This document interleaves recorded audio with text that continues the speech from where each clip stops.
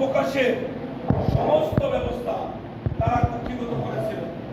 সেই সময় আমরা বলেছিলাম আল্লাহ রাব্বুল আলামিন কুরআন শরীফে উল্লেখ করেছেন সীমা লঙ্ঘনকারীকে আল্লাহ পছন্দ করেন না।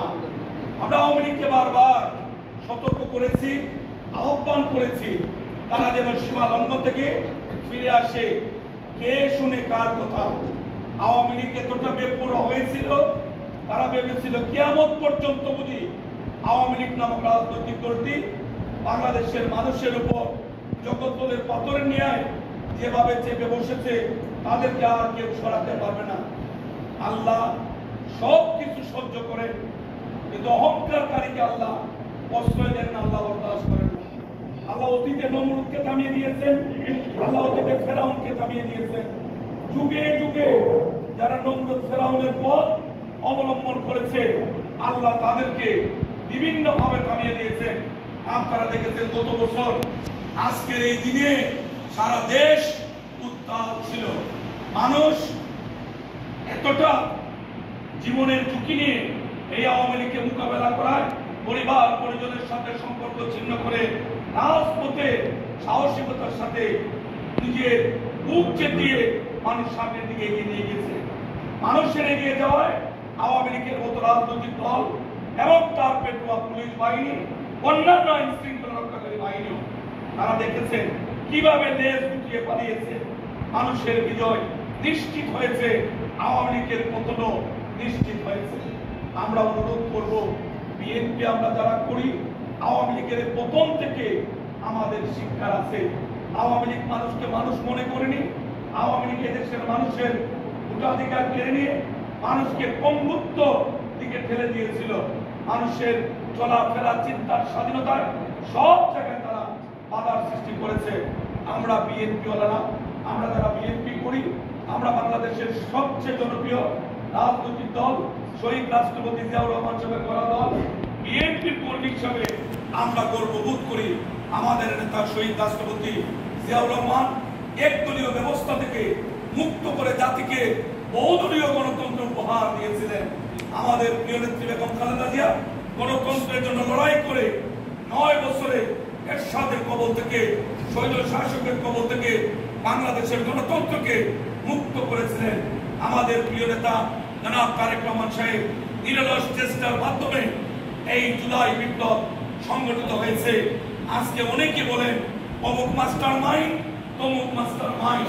আমরা নির্দ্বিধায় বলতে পারি, আমরা যারা সেই দিন মাঠে ময়দানে ছিলাম, আমাদের ছাত্র যুবক শ্রমিক, আমাদের মধ্যে ইস্পাত কোটি পক্ষ সূচিত হয়েছিল, সেইখানে আমরা কোন দল, কোন ধর্ম, কোন গোষ্ঠীর কাছে আমরা মাথা নত না করে আমরা সকলে ঐক্যবদ্ধভাবে আমাদের একটাই টার্গেট ছিল, হাসিনাকে পরাজিত না করে আমরা কেউ করে ফিরে যাব না। আমাদের প্রেরণার উৎস ছিল আমাদের প্রিয় নেতা জনাব তারেক রহমান। ছাত্র আন্দোলন করেছে ঠিকই, তাদের সাথে অভিভাবক হিসাবে, তাদের সহযাত্রী হিসাবে আমরা আমাদের দায়িত্ব অত্যন্ত সাহসিকতার সাথে পালন করেছি।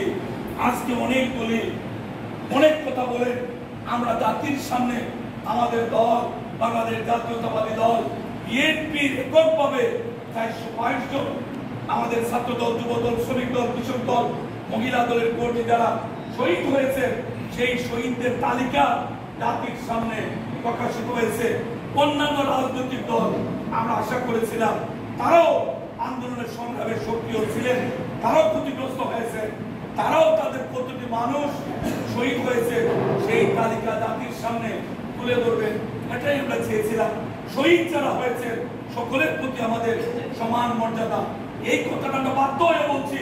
যারা বলেন এককভাবে আওয়ামী লীগ যেভাবে বাংলাদেশের মুক্তিযুদ্ধের এজেন্সি এনেছিল, অনেকে মনে করেন এই জুলাই বিপ্লব কেবলমাত্র তাদের দ্বারা হয়েছে, সেই জন্যই বাধ্য হয়ে আমাদের যে 422 জন মানুষ শহীদ হয়েছে, সেই শহীদদের তালিকা জাতির সামনে বিএনপি তুলে ধরেছে। সেটাও আবার বিএনপি শ্রদ্ধ মহাসচিব জাতির সামনে একদম বাইনেই তুলে ধরেছেন। আমরা যারা মাঠে ময়দানে ছিলাম, হবিগঞ্জের কথা যদি বলি, আমার তো ছাত্রত্ব সেই 1988 সালে বিএ পাস করার পরে আমার ছাত্রত্ব শেষ হয়েছিল। কিছুদিন এলএলবির ছাত্র ছিলাম, এলএলবি কমপ্লিট হয়নি, আমার ছাত্রত্ব শেষ। যারা বৈষম্য বিরোধী আন্দোলন করলেন, হবিগঞ্জের 3টি মামলা হয়েছে, সব কয়টি মামলায় আমি আসামির শ্রেণীভুক্ত হলাম। কিভাবে?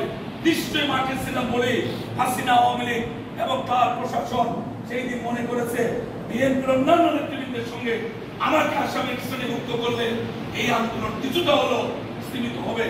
আমরা মাঠে ছিলাম বলে আমরা গুলিবিদ্ধ হয়েছি, আমরা মাঠে ছিলাম বলে আমরা মামলার আসামি হয়েছি, আমরা মাঠে ছিলাম বলে শায়েস্তাগঞ্জের মেয়র, বিএনপির সভাপতি বলি, আমাদের শায়েস্তাগঞ্জ উপজেলা ভারপ্রাপ্ত সভাপতি ফজলুল করিম সহ অসংখ্য মানুষ সেই দিন গ্রেপ্তার হয়ে কারাবরণ করেছেন। বিএনপি বরাবরই মাঠের দল, আমরা যা বিশ্বাস করি তা মুখে প্রকাশ করি, আমাদের মুখে এবং বুকে আলাদা কোনো ভাষা নেই। সেই জন্য বাংলাদেশের মানুষ বিএনপিকে ভালোবাসে। আজকে আর কথা না বাড়িয়ে আপনাদেরকে অনুরোধ করব, নদীর ওই পারে যারা বসবাস করেন এই তেঘরিয়া ইউনিয়নের অন্তর্গত এই ওয়ার্ডগুলি, আপনাদের প্রতি আমাদের শ্রদ্ধা, ভালোবাসা, সম্মানের কোনো কমতি নেই। আমরা দেখেছি 2018 সালে আমাদের বিজয় যারা ছিনিয়ে নিয়েছে, দিনের ভোট রাতে দিয়েছে, কিন্তু আপনাদের সেন্টারে ঠিকই মানুষ ভোট দিয়ে বিএনপিকে নির্বাচিত করে প্রমাণ করেছে এই কতটা ভালোবাসে। এই যে হাসিন সাহেব অসুস্থ মানুষ, আরো অনেক বয়োজ্যেষ্ঠ মুরব্বী আছেন যারা এই প্রচন্ড শীতে 18 সালে একজন মানুষও আপনারা বাড়িতে থাকতে পারেননি, নিজের বাড়িতে তো সুন্দর থাকার ব্যবস্থার বড় অনেকে এই পুলিশের হাত থেকে, এই ডিবির হাত থেকে, অন্যান্য তথাকথিত আইন শৃঙ্খলা বাহিনীর হাত থেকে